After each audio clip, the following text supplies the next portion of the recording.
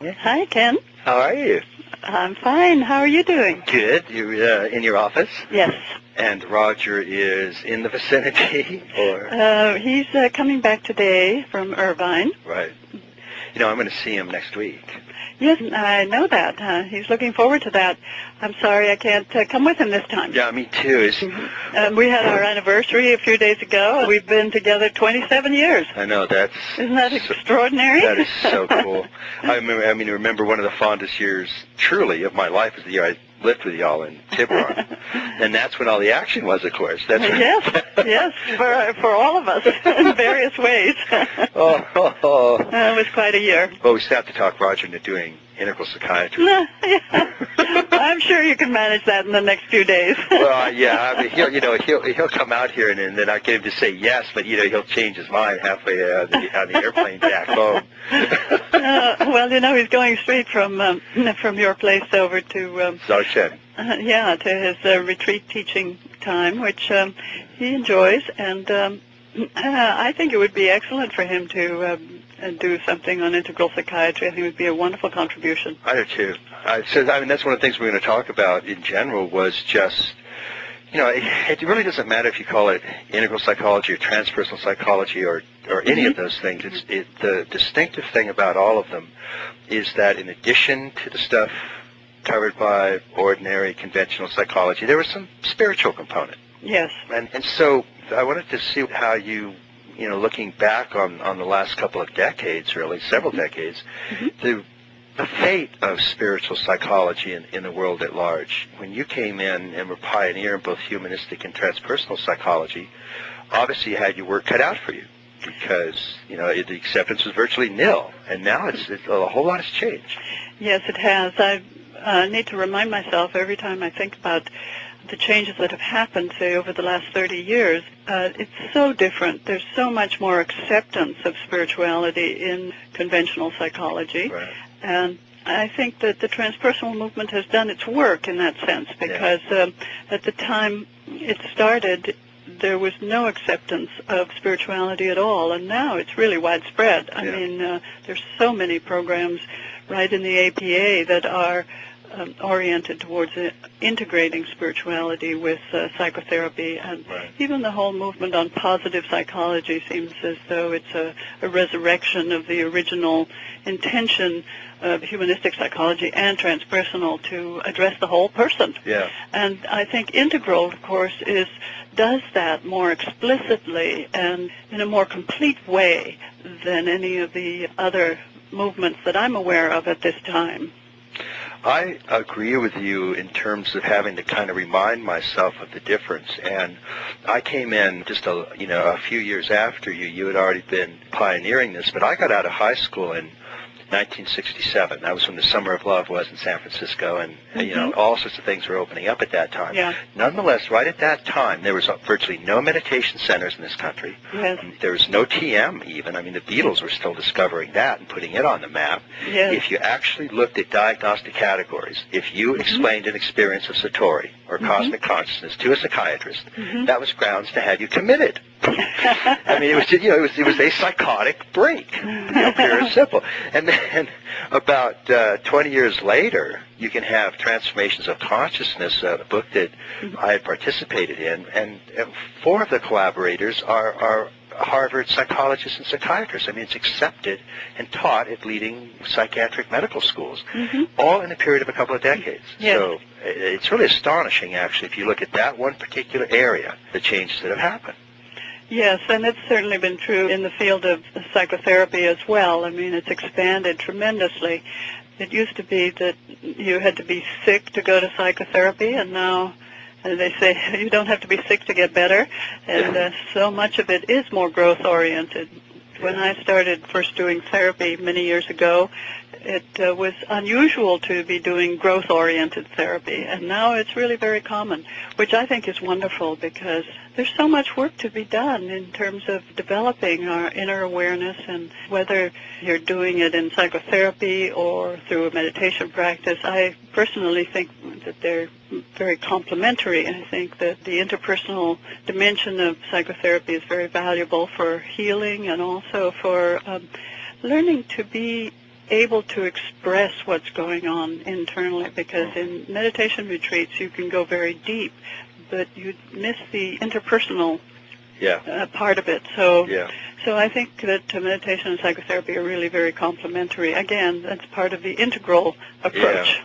I agree, and I think that's a really good way to put it. I'm reminded of what Roger often says exactly in relation to the Dzogchen retreats that you mentioned that he will be on his way to teaching with Surya Das.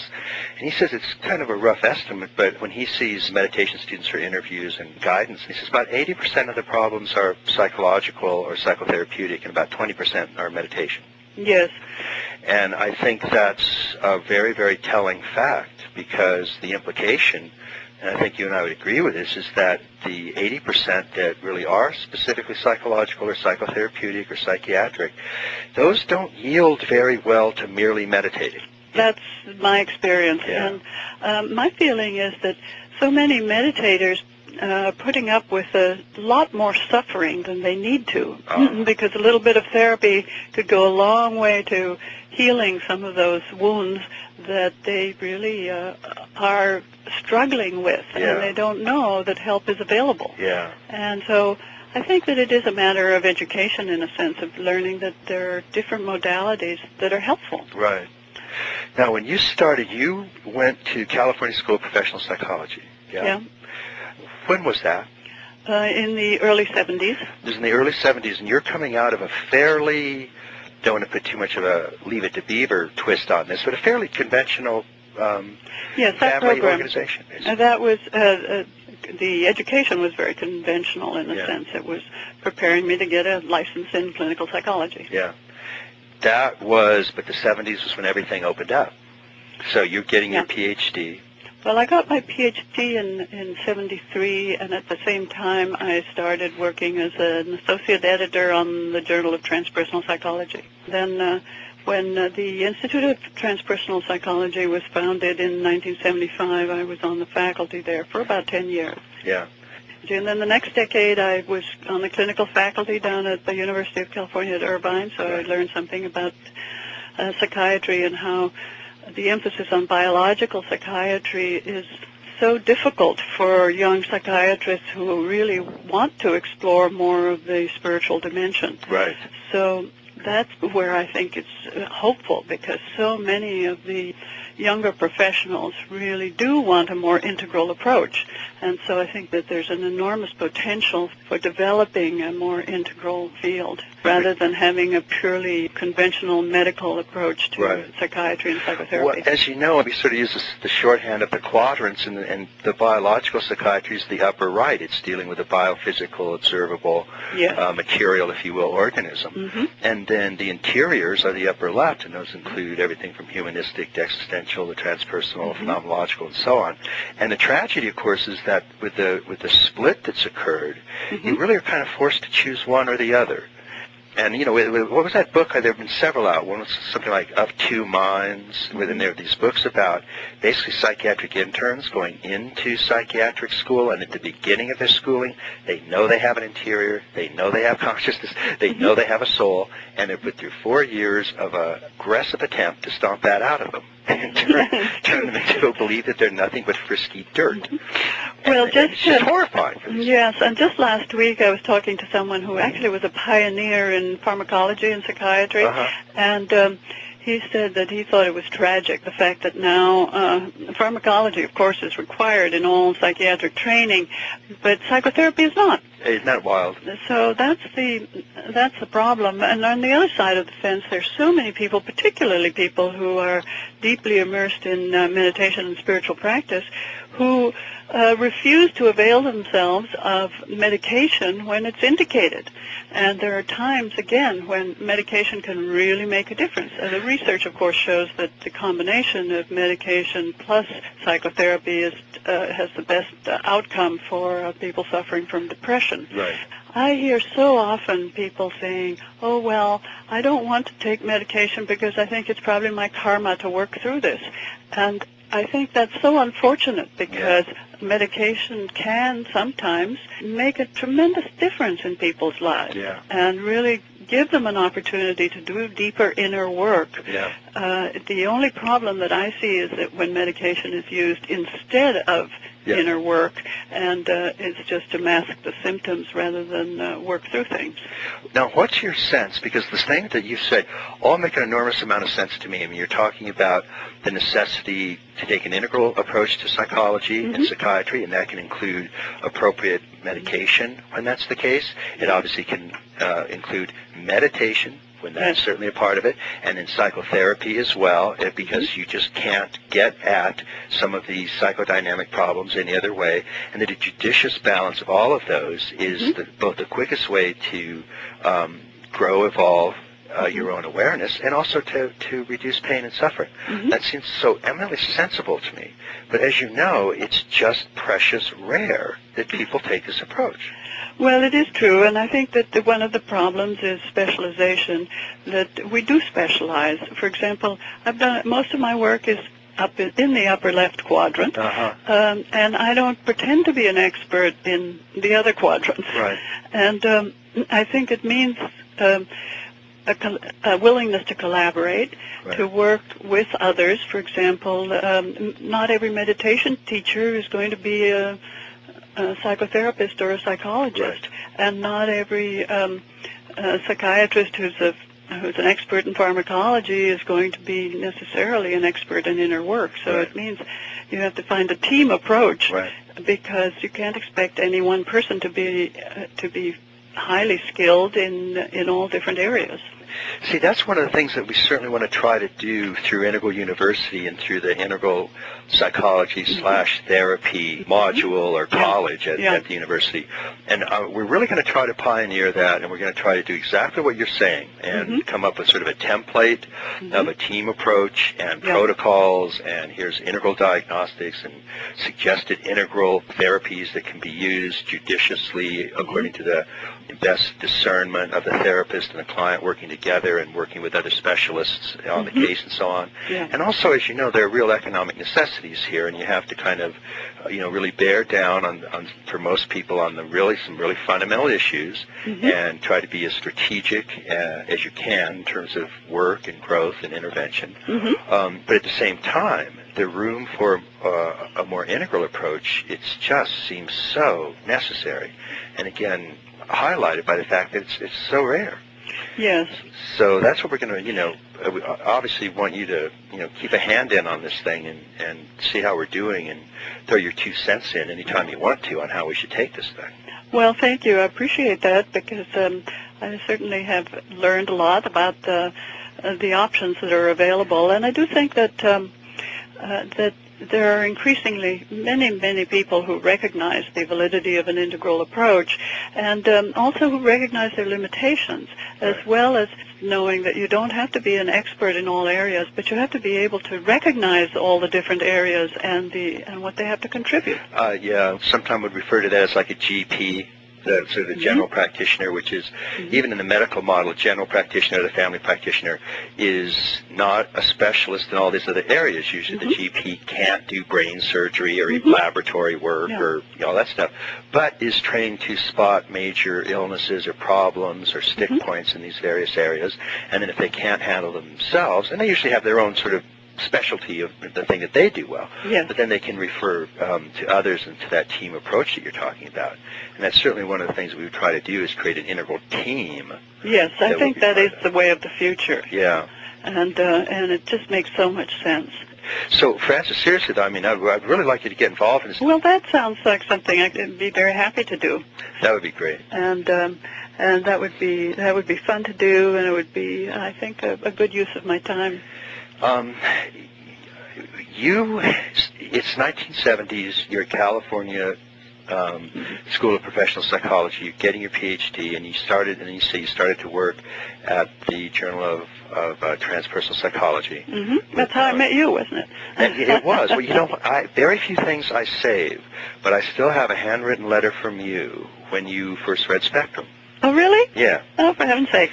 And it was just how excited you were, and you just wanted to say thank you, and that you were very excited to have me join the family. Well, good. I didn't know what I was saying. That's great. Oh, it's very touching, actually. So, but the pioneers, of course, and that we really are all still standing in the shadows in some ways of people like Abraham Maslow. Mm-hmm. And, whatever human foibles he had, like all the rest of us, he's really a rather extraordinary figure. Yes. And you were president of Association of Humanistic and Association of Transpersonal Psychology at different times, both of which Abe Maslow had a real hand in creating. And that whole early period when that was being formed, and you were really right in the center of all of that, must have been a really exhilarating period, even though you didn't necessarily know what was happening. It was happening, though, wasn't it? It's true. It was very exciting, and there was a sense for me that it was really what I was meant to be doing, and the sense of being, this is my life's work. And it has unfolded that way. I think that it has been really very satisfying, and also that I have been able to make a contribution in that regard. Right, right. What year did you meet Roger? We met in 1976 at a conference at the Manager Clinic in Kansas. And you started dating fairly quickly? Yes, we did. We started dating, and we dated for many years, and then eventually got married. Yes, I remember. As you know. As you were the best man, as I recall, and so that was 18 years ago. Yeah. I know that was really such an extraordinary period. When did Association of Humanistic Psychology, when was the first journal of that issue? Do you remember? And the first issue of Humanistic Psychology was sometime in the 60s. The first conference I went to was in 1967 in San Francisco. Then the first issue of the Journal of Transpersonal Psychology was 1969. Right. Was really because they felt that although humanistic psychology was an attempt to address the whole person, they stopped short of including the spiritual dimension. Right. And so that's why the Transpersonal Association separated itself from the humanistic. And then I think that what we're seeing now with the emergence of the integral movement is an appreciation, of course, of the all-level, all-quadrant perspective, and it's building on those early efforts, but it's also taking it all to a new level. Yeah. I think that's right, and I think that's one of the reasons that, it's so important to, remember those pioneers, you know. Well, I see it as sort of a dialectic that is the thesis, antithesis, and synthesis. Yeah. And that integral is the synthesis of what used to be called conventional approaches with the sort of anti-conventional approaches. Right. And of course, today's synthesis becomes the new thesis, and then tomorrow's antithesis jumps up, and the kids, now. the 20-year-old kids coming in now, they'll be more integral than us, and looking back on all our quaint little pioneering things. Well, but this is what's happening now. So that's right. This is the exciting growing edge at the moment, as far as I can see. It is a growing edge. Yeah. If you think of kind of a resistance meter, so to speak, and think about the beginning in the 60s and 70s when, as we said, spiritual psychology really was just unheard of. I mean, it just was absolutely nothing out there. And to the extent that psychiatry or orthodox psychology dealt with spiritual experiences, they dealt with them as pathologies. And so that, we can sort of arbitrarily put that as resistance meter very high to the conventional fields looking at spiritual psychology. And then obviously it's much more open today. What was what were the ups and downs of that over the last decade or two? When did it start loosening up? What's your sense about that as you just subjectively feel back over a few of the years? One of the factors that has certainly contributed is the widespread impact of the personal experiences of the practitioners. In other words, more and more psychologists and psychiatrists have had experience with meditation. Some of them opened up in the early days with psychedelics, and so these cultural movements have really had an impact, I think, on opening the mind and recognizing that the inner life is just as important as the outer life in one's sense of well-being. So you can't deny the fact that we have an inner life. Yeah. And I think that all of this has contributed to the recognition of the importance of connecting the inner life of mind and spirit to the outer life of action in the world. Right. And, while some people tend to go overboard and do only the inner life for a time, I think ultimately we need to come back to the more integral way of connecting the inner and the outer and seeing that well-being means not splitting the two apart. Yeah. I think that's so true. And, Alan Watts used to say, and you and I are both very fond of Alan Watts, the boy could turn a phrase. He used to say that psychiatry basically was very suspicious of anything resembling change of state or altered state or even really pleasant moments. He said that really the only mindset that they trust is the mindset that you have driving to work on Monday morning. Anything other than that is suspicious, and so you just sort of have that grim sort of, oh God, kind of mentality, and that's normality. And anything outside of that is pathology of one sort or another. Well, as I said, that sort of underscores the idea that our ordinary state is the optimum state, which is, I think, a big mistake. I think that we don't realize that what we call our ordinary state is really rather constricted. Yeah, exactly. It's suboptimal, to put it mildly. Yes. So one of the lessening of resistances was due to the personal experiences of psychologists and psychiatrists, recognizing that there were these interiors and that the experience of them was not only not pathological, might constitute states of increased well-being. Right. And so that in the late 70s, increasingly to the 80s, has that kind of been sort of a steady uphill gain, do you think, leading to positive psychology today? Yes, I do. And I do think that the grassroots movement in spirituality has also made a difference. Yeah.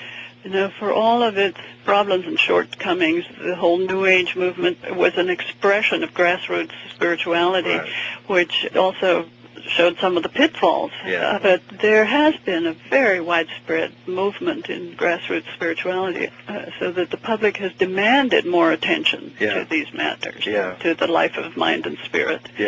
And also the dissatisfaction with conventional religion has been another factor. And the disillusionment with some of the more conventional approaches to religion. Although we have to acknowledge also that there's been a huge increase in fundamentalism. So there seems to be a cultural movement of wanting to address the spiritual life in one way or another. Yeah. It's really too bad. Everybody says that the Eskimos have 28 words for snow or something, It's too bad we don't have 28 words for religion, because it's one thing. We think it's one thing. So if Billy Graham is doing something, and a snake charmer is doing something, and a Buddhist is doing something, and it must be the same thing. That's religion. And it's so annoying, because some of these things are night and day. They're so dramatically separated, and all of them have a role. All of them are fine, but to somehow suppose that they're all doing the same thing, and that therefore, what fundamentalists are doing and what meditators are doing is therefore religion, and we have to be suspicious of all of that. It's just not helping the cause. Yeah, well, that's the thing, is how do you sort it out? How do you find the value without getting caught up in some of the problems? And it's as though that's a matter of education and discernment, which does take time to develop. We're talking about levels of awareness here.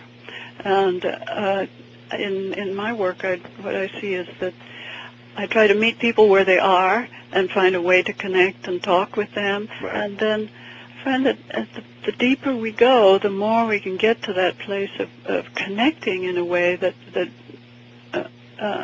addresses the things that really matter. And so that whatever the language, whether it's Christian or Buddhist or whatever, or even agnostic or atheistic, that there is a way to connect with the deepest longings in a person and their capacity to give and receive love. And so one of the questions that I've been considering lately is the whole idea of how do we teach love? How do we remove the obstacles to love? And what do we know about that, and what do we have to learn about that? Because I think that love is really the healing power. I think the power of love is something that's really very valuable to people, and it usually turns into, I mean, usually what you see in the world is the love of power rather than the power of love. Yeah. But both are there, so we need to uncover that capacity. Now, that's something that, I mean, that's really what you do when you work with your clients. You showed me a letter once where a woman was thanking you for being a midwife to the birth of her soul. And it always struck me, it was such an extraordinary phrase, and it always struck me that that was essentially what you were, you know, doing, basically, with so many of the people that you work with. And under those circumstances, I mean, just kind of looking back and reflecting on that, what are some essential ingredients that you find that you happen to end up working with? Is it just that essentially? Is it increasing the power of love? It's healing? It's increasing awareness, increasing discernment? What are some of those factors that seem to come most into play? Well, I think one of the big pieces of the work is to deal with underlying fears. Yeah. That really fears do get in the way of giving and receiving love. Yeah. And that it's addressing the fears and and looking at what's coming up from the unconscious. I mean, I really think that so many times we put so much emphasis on consciousness that we forget to listen to our dreams and to listen to how the unconscious is trying to get our attention. Right. And so that it seems to me that if we can make friends with the unconscious, that removes a lot of anxiety, and it certainly helps people make peace with death. Right. And whether it's in terms of their own death and dying, or in terms of the death of a loved one. And so I think that that's one of the tasks of life, is to make that boundary between conscious and unconscious more permeable, so that we can get to a place of inner peace, because it is only from a place of inner peace that we can truly, deeply love in a way. And I'm not just talking about romantic love. I'm talking about love in the fullest, mature sense. Yeah. And I also recognize that we experience love in different ways at different times of our life. You know, different seasons of our lives open up the heart in different ways. But it seems to me that when we talk about opening the heart, that does cut across all different religious traditions. Yeah. And that it's whether we're talking about wisdom and compassion, or whether we're talking about love and forgiveness. Right. When we are talking about personal experience, we're really following a similar trajectory in terms of deepening and also removing the obstacles, which usually are the various forms of fear, guilt, and anger. And so in the therapeutic process, since that you are dealing obviously with that aspect of it in many ways, at least in the setting, in the clinical setting or the therapeutic setting, so people basically are working through their fears and resistances, and part of that is befriending the unconscious and opening to shadow elements that seemed frightening. Befriending them, bringing awareness to them, and as that happens, the capacity for love itself is sort of spontaneously increasing. Yeah.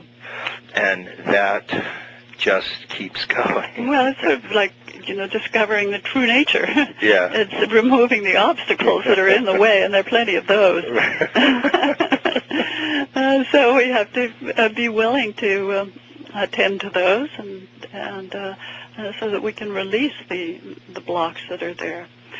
And I think a lot of the work we do is really releasing the past so that we can live more fully in the present. And so often our fears are about the future, and our guilt and resentment and wounds are about the past. Yeah. And we need to release all of that so that we can be truly free in the present. Right.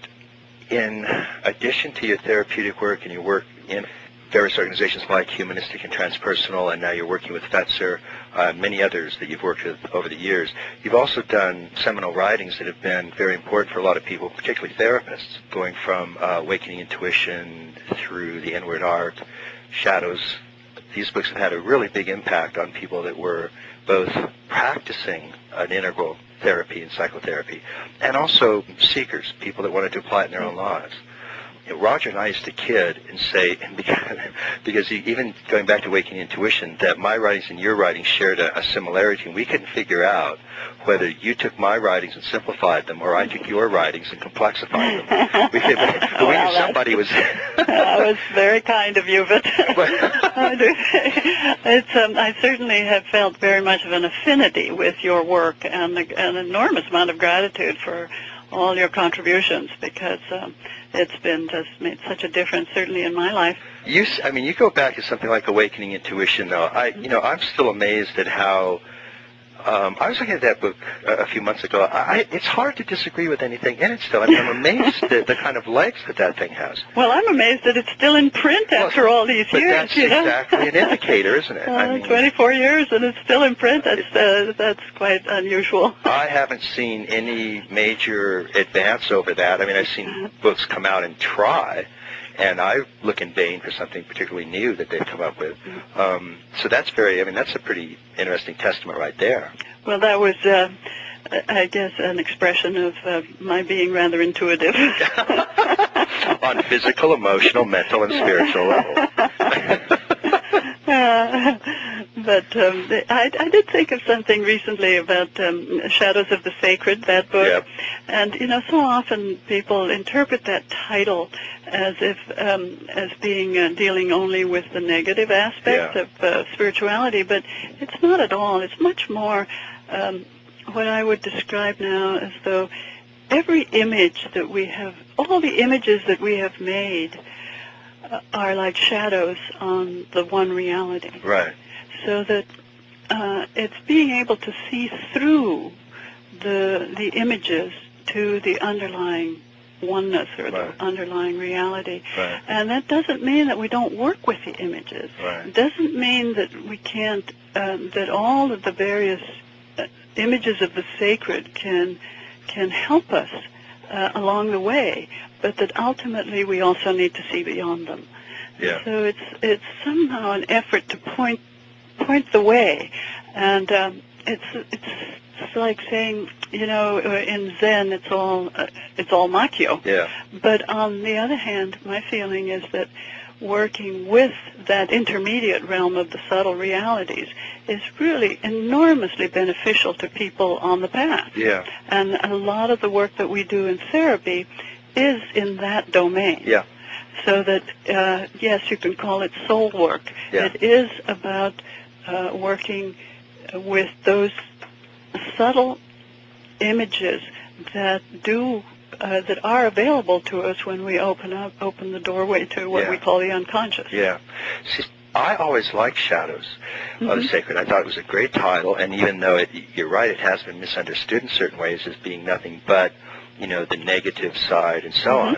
But shadows, I agree with you. Shadows aren't just negative. They're also expressions of manifestation, and expressions of spirit. You wouldn't see the shadow if there wasn't any light. Yeah, well, exactly. And they sort of go together in that sense. And, Arthur Lovejoy, that brilliant, wonderful scholar who did The Great Chain of Being and several other really terrific works, he's one of the very few that pointed out that if you really look at Plato carefully, and I summarize this viewpoint in Sex, Psychology, Spirituality, that clearly Plato had an ascending bent, where you're supposed to get out of the cave of shadows, find the one, and then everything becomes illusory and sort of drops away. Now, that's really just half of Plato, because if you read him as a whole, you find the other texts basically say that once having found the one, that the one then creates and outflows into a world of shadows. Yeah. And so embracing the shadows in the cave, once having found the light, is the highest reality for Plato, not getting out of the cave.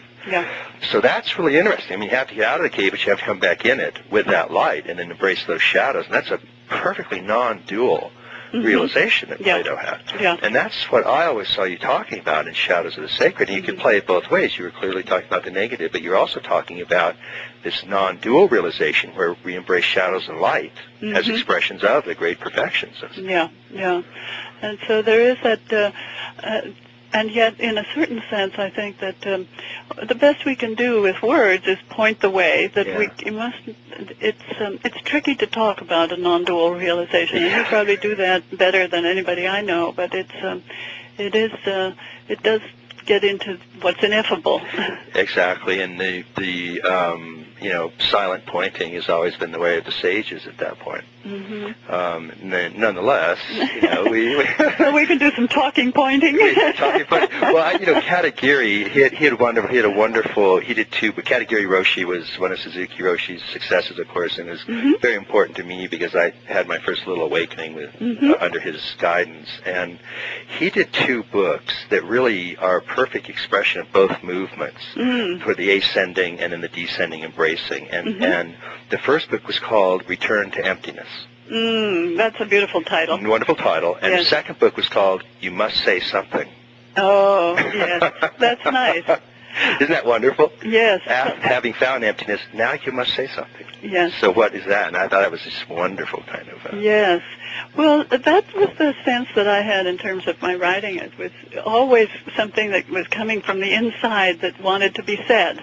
It wasn't something that I thought would sell it wasn't market-driven. It was much more simply seemed to be my work or my calling to give expression to some of these things that I had learned. And as I look back, it turned out to be sort of one book per decade, and each one represents a different period of learning in my life. And the inward arc has been particularly helpful to people interested in transpersonal psychology because it is more psychologically oriented, and sometimes I say, well, there's a trajectory there from the intuition to the inward arc to the shadows of the sacred, which each one became increasingly more spiritual. So let's hope that reflects a progression in my life. And maybe I'm getting to a more silent place, but I'm not there yet. Well, I think that's one of the things the reasons that those books resonate so deeply with so many people is they really are kind of your summary statements of a decade of wisdom and experience. And I've watched you write and how you write, and you really you're not moved to write until something is really formed and ready to be stated in an authentic way. I've never seen you sit down and say, well, I'm going to write just because I have to write something. And it really just comes out. It has to be mature, and it has to be ripe, and then it's a fruit ready to fall from the tree, and then you sit down and write. And I think that's one of the reasons that those books still have such, in the very best sense, gravitas. They have this wonderful sort of staying power.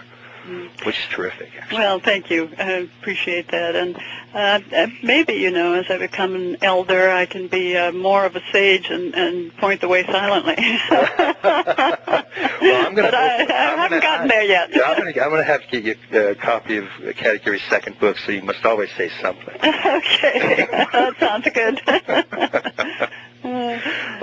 So now part of your eldering and work in the world has been working with organizations to help midwife others, so to speak. And so you've done a lot of work with Fetzer, and as aggravating as working with any large organization can be, it's also been awfully satisfying, hasn't it? It has indeed, and something that's been really good for me because I've learned a lot, and it has been a learning about working collaboratively with others, and so much of my life I've done my own thing that it's been very useful, and I've learned so much about organizations and what works and what doesn't work, and it's just been a wonderful opportunity. Good. Well, then you can elder the Integral University.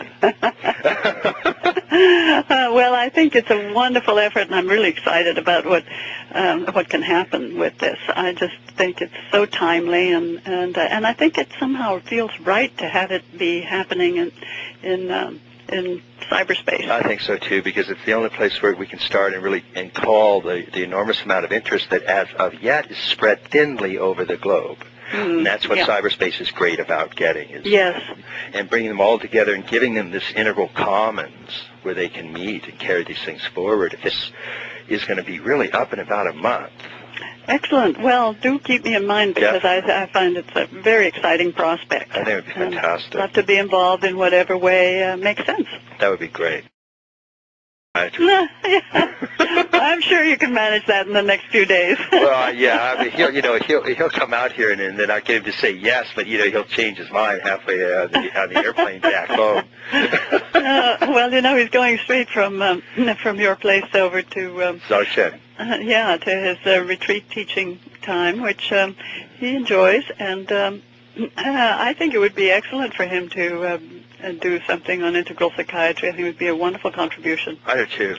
So that's one of the things we're going to talk about in general was just, it really doesn't matter if you call it integral psychology or transpersonal psychology or any of those things. The distinctive thing about all of them is that in addition to the stuff covered by, I came in just a few years after you. You had already been pioneering this, but I got out of high school in 1967. That was when the Summer of Love was in San Francisco, and all sorts of things were opening up at that time. Yeah. Nonetheless, right at that time, there was virtually no meditation centers in this country. Yes. There was no TM even. I mean, the Beatles were still discovering that and putting it on the map. Yes. If you actually looked at diagnostic categories, if you explained an experience of Satori or cosmic consciousness to a psychiatrist, that was grounds to have you committed. I mean, it was a psychotic break, pure and simple.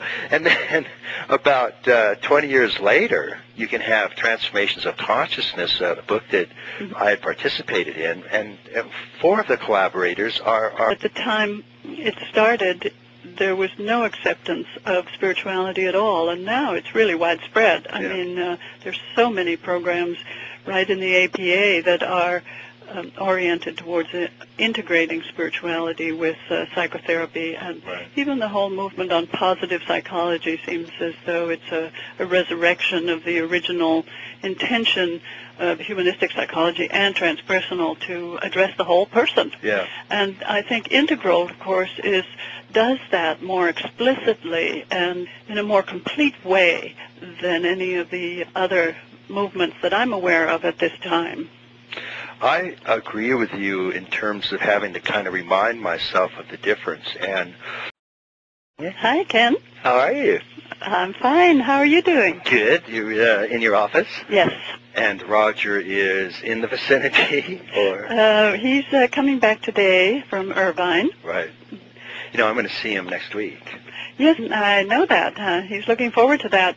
I'm sorry I can't come with him this time. Yeah, me too. We had our anniversary a few days ago. We've been together 27 years. I know, Isn't that extraordinary? That is so cool. I remember one of the fondest years, truly, of my life is the year I lived with y'all in Tiburon. And that's when all the action was, of course. Yes, for all of us in various ways. It was quite a year. Well, we still have to talk Roger into doing integral psychology, ordinary, conventional psychology. There was some spiritual component. Yes. And so I wanted to see how you, looking back on the last couple of decades, really, several decades, the fate of spiritual psychology in the world at large. When you came in and were pioneering both humanistic and transpersonal psychology, obviously you had your work cut out for you because, the acceptance was virtually nil. And now it's a whole lot has changed. Yes, it has. I need to remind myself every time I think about the changes that have happened, say, over the last 30 years, it's so different. There's so much more acceptance of spirituality in conventional psychology. Right. And I think that the transpersonal movement has done its work in that sense because